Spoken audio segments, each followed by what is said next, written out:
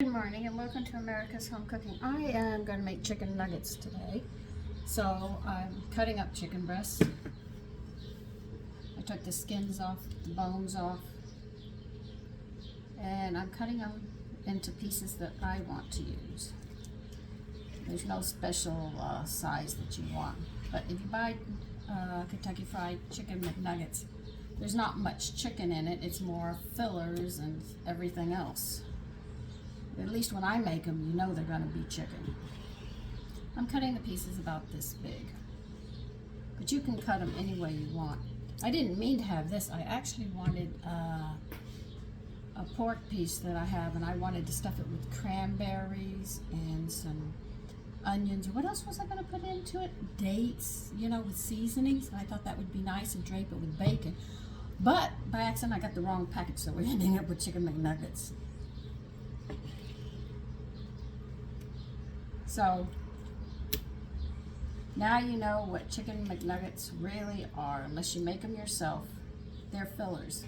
They use soy, maybe a little bit of chicken, seasonings, flours, and everything just to cover up everything. But it's not really chicken. So you're not getting as much protein as you should out of it. I bring information to you so you can decide what you want or don't want. You know, and chicken nuggets aren't difficult to make.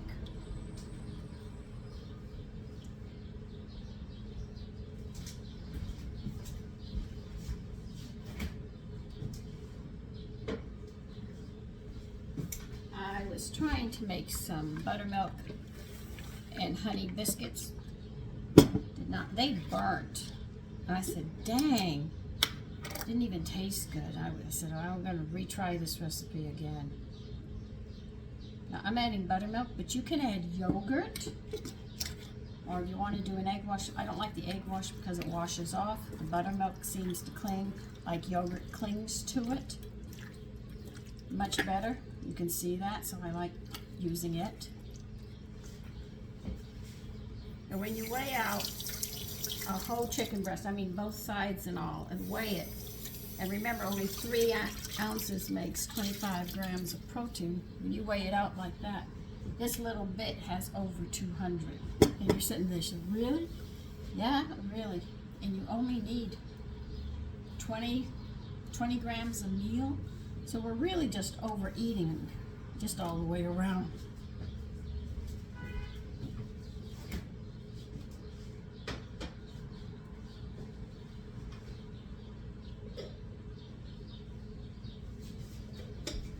Now, we'll put this to the side because I have to sift this flour.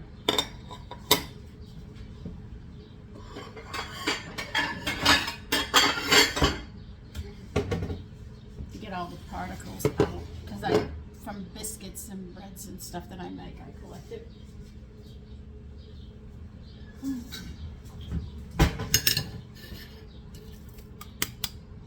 This one has breadcrumbs, wheat germ. I can't even remember all the flours, but I know I have corn in here. I have seasonings. I can't remember all the seasonings I have. I'm trying to decide. Most people just use basic seasonings, but I'm trying to think of what would go nice and be different with chicken nuggets to give it full flavor. And see, here's all the particles you collect. Just put it in your compost. And that's it. Now if you have a yard and you can sit there and bury your peelings and stuff, except for the meat and the plastics and stuff, you don't put those in. You have a dog, he can eat all the bones but the pork bones, so you're good at that point. You have a cat, if you eat fish, he likes fish, so you know you can get rid of the heads and stuff like that. You see how you can get rid of stuff and everybody eats. Now, I have to go see what seasonings, but I'm thinking about trying something different other than the basic seasonings they use for chicken. I want to try something that might be for pork or beef or whatever I'm going to pull out. Well, I am going to use this one, which is the wild game. Since it goes for everything and it should go for turkey, why not chicken? Okay, I tell you, I go in different directions. I don't follow I follow rules to a point, and then when I start making blends, I sit there and say, well, what the heck? You know, I don't have wild game. I don't have a husband or somebody who hunts. If I had somebody who was hunting, I would expect to definitely get treats like this. And that's wild game.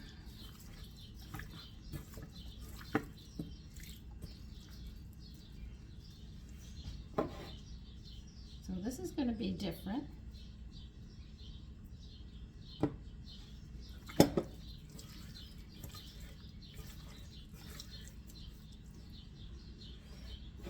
It is, as you know, duck,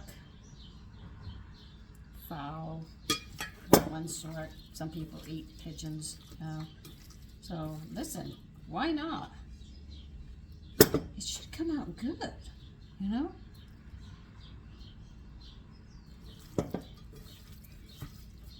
I'm just going to have to make my seasonings, or I'm actually running out of my seasonings. Let's see what I can make. I've got a whole book loaded with different mixtures. I just found my avocado dressing, which I did not know that I still had. I thought I lost it.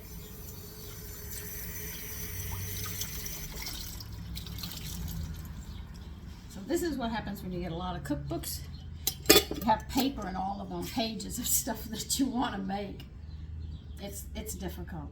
It really is. Then you go to the store and you find these other cuts and remember reading a recipe. Say, oh, they asked for this recipe. Let me go ahead and pick up the meat. Then you lose the recipe and you have to re-find it and you don't know where it's at. So you go, oh man.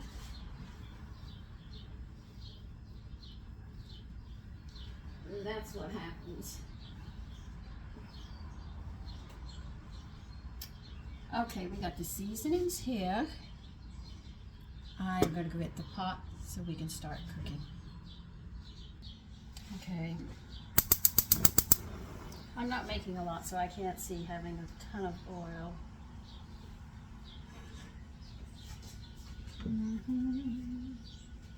Let's see. I'll put it in a big plate.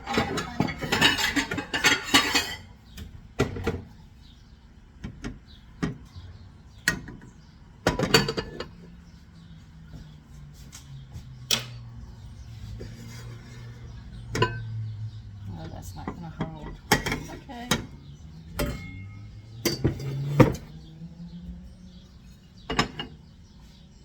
Always try to make sure the flames are under your pot and not coming up on the side, because if you reach over, you can get burnt. That's why you always see me looking down. Try to make sure the flame is always underneath my pot.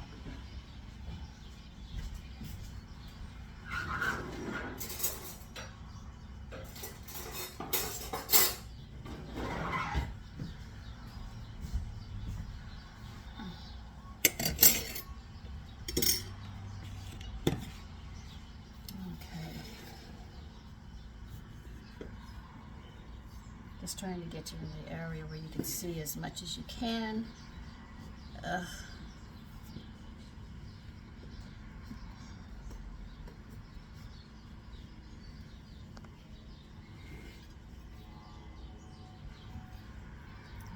As you can see, I've really coated these, so I want that flavor.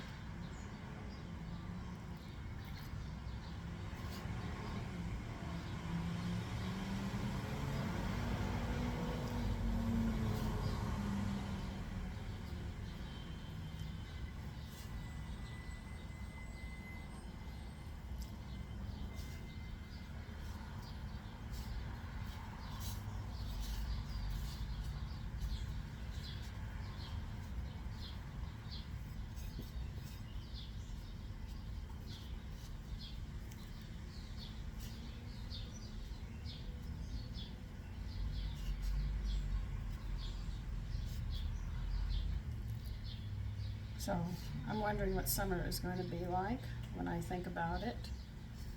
And you say, why? Well, spring was we'd be in the 50s and then plunge up to the 70s and 80s and then come back down into the 50s and 60s. And If summer is going to be like that, I could see us having 80-degree days and plunging up to 110 easily. And that will be very hot. And I know a lot of people will turn their air conditioners and stuff on, and then that is going to give Con Ed a problem. And if summer's like that, hurricane season is going to be ugly. Very ugly. I mean, since I've been in this home, I cannot believe I have gone through a hurricane that happened to be by my name. Man, I was really upset about that. I said, wouldn't you know, you'd have to come and follow me all the way. I hate hurricanes. Growing up in Texas, hurricane season, I hated that. And then 2 earthquakes. One was a midget, and the other one was 4.8.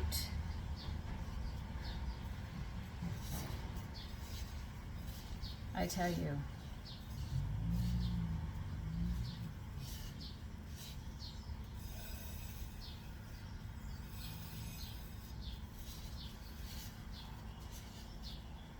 I think we've had 3 hurricanes since I've been here.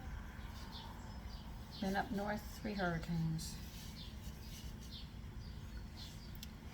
And as you can see, I've really coated them with flour. We just have to wait.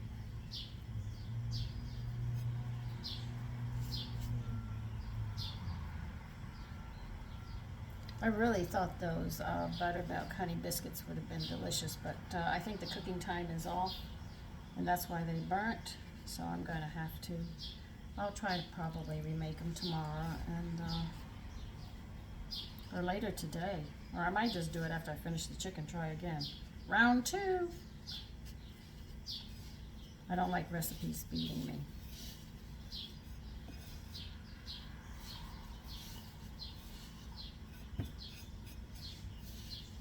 The one thing I have learned is if you have the basic things, once you know what your basics are, you can make a lot of things off your basics.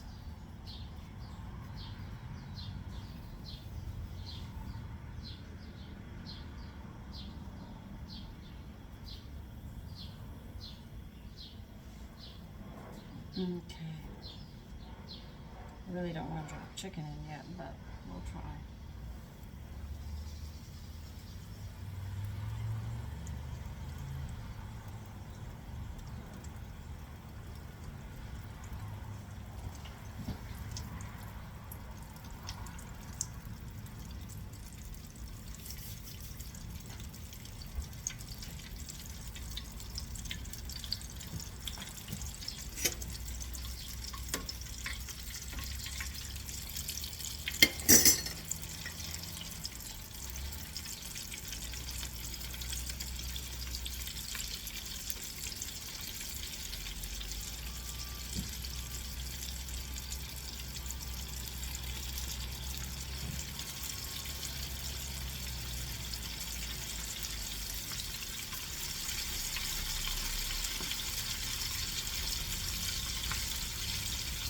I just would like to see the first batch here, and then I'll just continue, and I'll give you a break from me.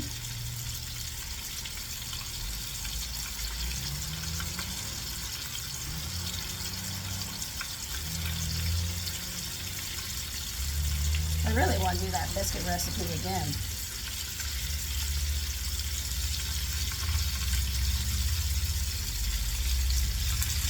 But if you ever want, one thing you're going to have to do is you should get a scale so you can weigh your meat and see how much, so you have a better idea. And you might find, hey, I've got my budget more in control.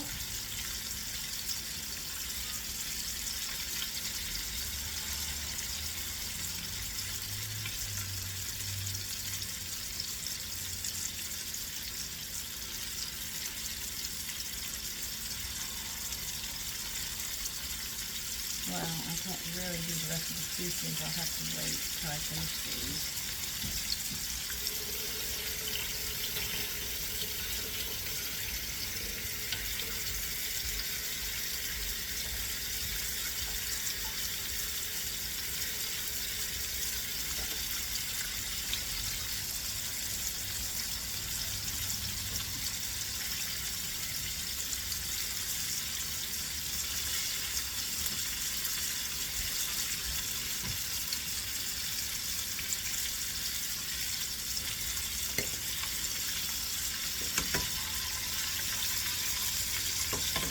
you can see the seasonings on them.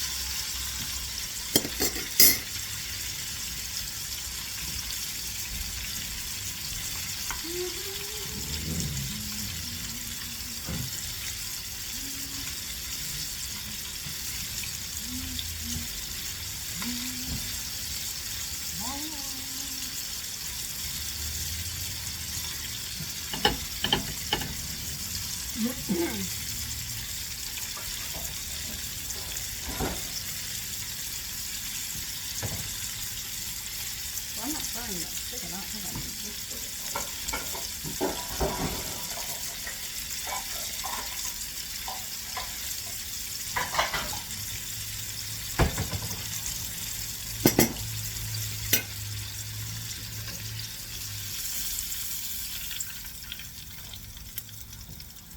And here they are. I got them nice and brown, and I will continue doing this.